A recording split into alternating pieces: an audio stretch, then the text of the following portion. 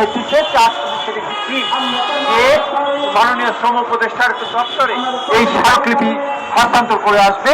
আমরা আজকে শান্তিপূর্ণ উপায়ে আমরা আমাদের বক্তব্যটি তুলে ধরতে চাই, কিন্তু আমাদের নেতৃবৃন্দের কাছে শুনেছেন যে আমরা নিশ্চয়ই আমাদের যে সাংবিধানিক অধিকার, সেই অধিকার থেকে যদি বঞ্চিত করা হয়। বাংলাদেশ আইএলওর সদস্য হয়েছে 1972 সালে। আইএলও হচ্ছে ইন্টারন্যাশনাল লেবার অর্গানাইজেশন, যেখানে সারা বিশ্বের শ্রমিকদের কিছু অধিকারকে মৌলিক অধিকারের কথা বলা হয়েছে, আর কিছু অধিকারকে তার ভোগ্য অধিকারের কথা বলা হয়েছে। এই আইএলওর ঘোষিত 191টি কনভেনশন রয়েছে। এই 191টি কনভেনশনের মধ্যে 8টি কনভেনশনকে মৌলিক কনভেনশন হিসাবে ঘোষণা করা হয়েছে। সেই 8টি মৌলিক কনভেনশনের মধ্যে রয়েছে যে আমাদের প্রত্যেক শ্রমিকের তার পেশাগত স্বাস্থ্য এবং নিরাপত্তা নিশ্চিত করার দায়িত্ব হচ্ছে মালিকদের। কিন্তু আমরা যারা প্রাইভেট সেক্টরে চাকরি করি, আমরা যারা ব্যক্তি মালিকানাধীন কর্মচারী হিসেবে চাকরি করি, এমনকি আমরা যারা রাষ্ট্রীয় প্রতিষ্ঠানে আউটসোর্সিং এর যারা চাকরি করি, আমরা আধুনিক যে কর্মক্ষেত্র রয়েছে প্ল্যাটফর্ম ইকোনমির কর্মী হিসেবে চাকরি করি, আমরা যারা রাইড শেয়ারিং এর চাকরি করি, আমাদের সাথে সংশ্লিষ্ট যে মালিকরা রয়েছে তারা কেউ আমাদের জীবনহানি, আমাদের আহত হওয়া, আমাদের বন্ধুত্বকরণ করার কোনো দায় তারা নেয় না। অর্থাৎ আমরা জীবিকার জন্য যে ক্ষতির মুখোমুখি হই, সেই ক্ষতির দায় আমাদের কাঁধের উপর বর্তায়। যে আইএলওর যে কনভেনশন 155 এবং 187, এটি সুস্পষ্ট লঙ্ঘন। আইএলওর এই মৌলিক কনভেনশনের মধ্যে রয়েছে কোনো মানুষকে বাধ্যতামূলক শ্রমে বাধ্য করা যাবে না।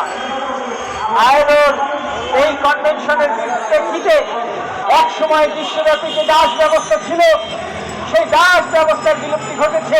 কিন্তু আজকে আমাদেরকে এমনতম মজুরির মধ্যে বেঁধে রাখা হয়েছে যে মজুরির কারণে আমরা আধুনিক দাসে পরিণত হয়েছি।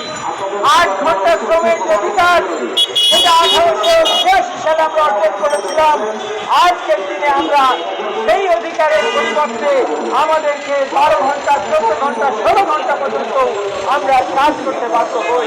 এটা একটি সভ্য রাষ্ট্রে, একটি কল্যাণকর রাষ্ট্রে কিভাবে একজন মানুষকে শুধুমাত্র তার ক্ষুধানিবারণের জন্যই 14 থেকে 16 ঘন্টা কাজ করা লাগতে পারে। সেই কারণে আমরা আইএলও কনভেনশনের মৌলিক কনভেনশন এবং এর পাশাপাশি আইএলও কনভেনশন 102, যেটি সামাজিক সুরক্ষার বিষয়ে কথা বলা হয়েছে, আইএলও কনভেনশন 121, যেখানে কর্মক্ষেত্রে দুর্ঘটনার কারণে ক্ষতিপূরণের মানদণ্ডের কথা বলা হয়েছে, আইএলও কনভেনশন 131, যেখানে ওই রাষ্ট্রের নিম্নতম মজুরি নির্ধারণের কথা বলা হয়েছে, আইএলও কনভেনশন 189 এবং আইএলও কনভেনশন 190, এটিকে অনুসরণ করা এবং আমাদের মাননীয় এই অন্তর্বর্তীকালীন সরকারের যে প্রতিনিধি দল মাননীয় আইন উপদেষ্টার নেতৃত্বে গত এই মাসের শুরুতে আইএলওর জেনেভায় গভর্নিং বডি যে বৈঠক, সেখানে অংশগ্রহণ করে প্রতিশ্রুতি দিয়ে আসছেন যে আগামী মার্চের মধ্যেই তারা শ্রম আইন সংশোধন করবেন। আমরা প্রত্যাশা করব আইএলওর এই কনভেনশনগুলো, যে কনভেনশনগুলোর কথা আজকের স্মারকলিপিতে আমরা উল্লেখ করেছি, এই কনভেনশনগুলি সেখানে প্রতিফলিত হবে। আমরা আজকে শুধু শ্রম উপদেষ্টার কাছেই এই স্মারকলিপি প্রদান করব না, এই স্মারকলিপির কপি আপনারা জানেন শ্রমিক অধিকার কমিশন নামে এই সরকার শ্রমিক অধিকারের সংস্কারের জন্য একটি কমিশন গঠন করেছে। আমরা এর কপি সেই শ্রমিক অধিকার কমিশনের মাননীয় যিনি চেয়ারম্যান সৈয়দ সুলতান উদ্দিন আহমেদ, আমরা তার হাতেও এই যে স্মারকলিপি, সেই স্মারকলিপির অনুলিপি আমরা প্রদান করব।